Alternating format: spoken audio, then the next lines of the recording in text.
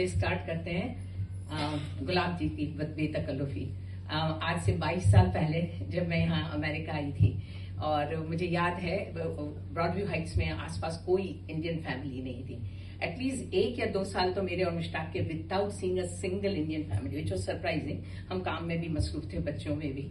And then Ketu and Prateek introduced us to India Sunday school, और वो तो अंडरस्टूड था कि वहाँ किरण दी से मिले और उससे हम जुड़े खंडेलवाल परिवार से।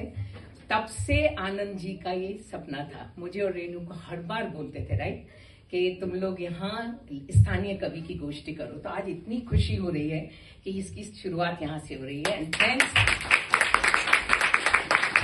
टू शोभा जी एंड आनंद भाई, because you are the backbone of the Khandelwal family in taking his legacy forward. पर गिरीश जी, नरेंद्र और अनुराग का भी इसमें बहुत समर्थन रहा है। ये जो हमने शुरुआत की है मुझे बहुत अच्छा लगा। आशीष जी, आपकी कविता कमाल की थी, हमें नए लोग मिले यहाँ पे, वो भी बहुत अच्छा लग रहा है। तो मोहल्ले की माँ की एक बेतकल्लुफी, हमारी सारा नानी, ये एक प्रोज पोइट्री है, गद्य पद्य, क्योंकि ये गद्य वैसे तो साधारण लेखन और कविता का एक हाइब्रिड लाइक मिश्रण है, जो बिना पारंपरिक कविता के ढांचे के। तो आई डोंट हैव वो जो लाइन ब्रेक्स होते हैं पोइट्री में, वो नहीं दिखेंगे आपको इसमें, पर फिर भी इसमें कविता का आनंद जरूर मिलेगा। उन्मत्त भाव किया है। हाँ, तो मैंने गद्य और पद्य दोनों को मिला के, ये एक सच्ची स्टोरी, हमारे नेबर में ही रहती थी सारा नानी, मैं बचपन से उनको जानती हूँ। झरोखा मेरे कमरे का झुकता था उनकी दहलीज पर, झरोखा मेरे कमरे का झुकता था उनकी दहलीज पर। वह कुछ बोलते, चलते या दरवाजा भी खोलते तो सुन पाते हर आहट इस छोर पे हम, तो सुन पाते हर आहट इस छोर पे हम। उनकी रसोई से खुशबू झरोखे से आ जाती सुबह सुबह। पहली चाय पर शहर भर की बातें फिर उनकी मेरी माँ के संग, पहली चाय पर शहर भर की बातें फिर उनकी मेरी माँ के संग। दरीचे के किवाड़ बंद कर मैं हमेशा अपना रोष दिखाती थी। कितनी फुर्सत है आपको गपशप की, अपनी माँ को ये कहकर सुनाती थी। अभी तो हमारी पूरी नींद भी नहीं खुली होती, उन दोनों की बातें शुरू क्या खत्म ही नहीं होती। बहुत एतबार और शौक से सारे उदयपुर के किस्से वो माँ को बताती थी, अपने बेटियों के ससुराल की बातें और दुबई वाले बेटे की कहानी। दोपहर की कड़ी धूप में हर पहर वही हदीसें होती थी, दोपहर की धूप में हर पहर यही हदीसें होती थी। मेरी नींद या पढ़ाई में विघ्न होने पर मैं मन ही मन चिल्लाती थी। फतेह सागर पर दोस्तों को उनकी कही कुछ मजेदार बातें सुनाकर जोर जोर से हंसती थी। फतेह सागर पर दोस्तों को उनकी कही कुछ मजेदार बातें सुनाकर जोर जोर से हंसती थी। सहूलियत वाली अपनी अंतर विरोधी दोगलाई पर कभी नहीं शर्माती थी, सहूलियत वाली अपनी अंतर विरोधी दोगलाई पर कभी नहीं शर्माती थी। कॉलेज के मेरे को चश्मा उतारना पड़ता है, तुझे लगाना पड़ता है तुम्हें। कॉलेज के वक्त स्कूटी लेने पिछवाड़े जब भी जाती थी, उनका आज कहाँ थी तुम सुनकर मजबूरन उन्हें बताती थी। माँ को हौले से पूछती, कौन होती है ये मुझसे पूछने वाली।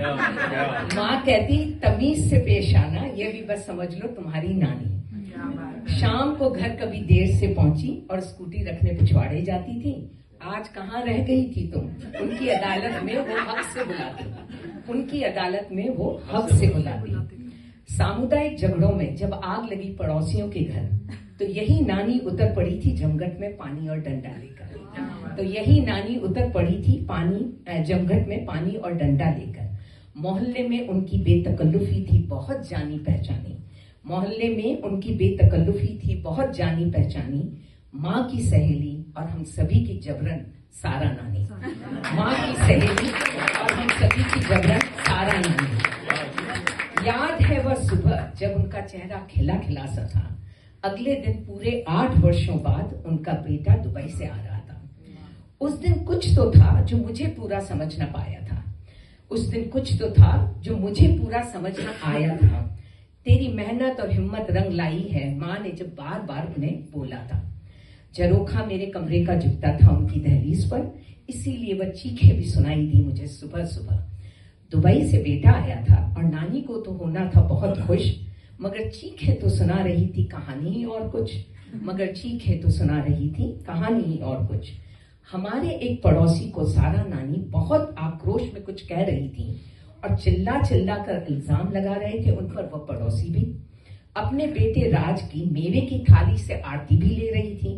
अमंग बोहरास वी डू मेवे से आरती, नॉट दिया से, but it's a Gujarati custom. So अपने बेटे राज की मेवे की थाली से आरती भी उतार रही थी।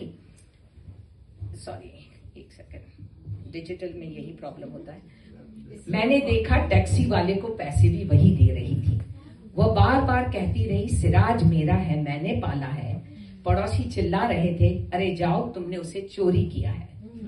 जब सुना चोरी और सारा नानी, जब सुना चोरी और सारा नानी, यह बात तो मुझे भी समझ में ना आई। माँ से पूछा, ये किस चोरी की बात हो रही है? 8 साल बाद इनका बेटा आया है तो लड़ाई क्यों हो रही है? माँ ने तब बताया कि राज असल में बेटा तो नानी के पड़ोसी का था, मगर सारा नानी ने उसे बरसों पहले अपनी पनाह में ले लिया था।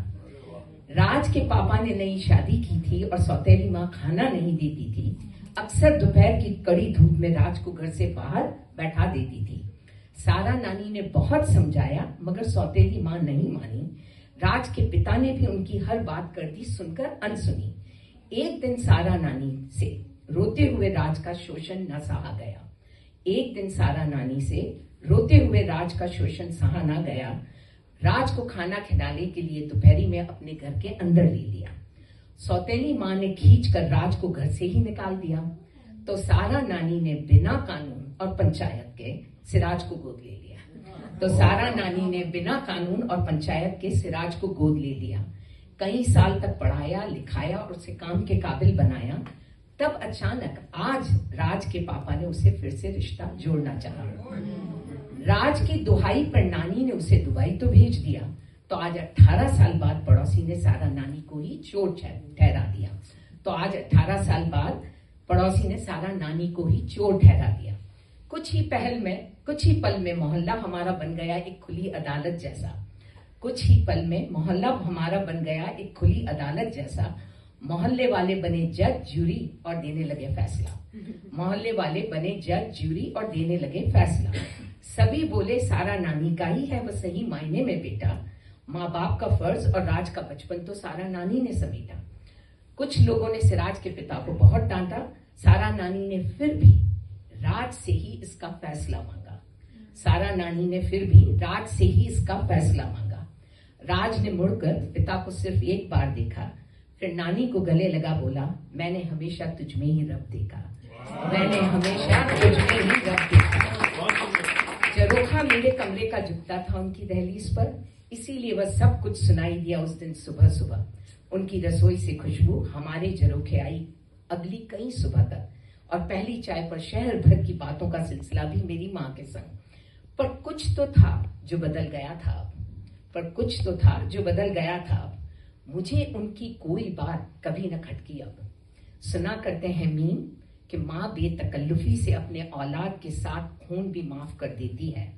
सुना करते हैं मीम कि माँ बेतकल्लुफी से अपने औलाद के साथ खून माफ कर देती हैं। सारा नानी जैसी माँ तो इसी जन्म में किसी को 7 जन्म दे देती है।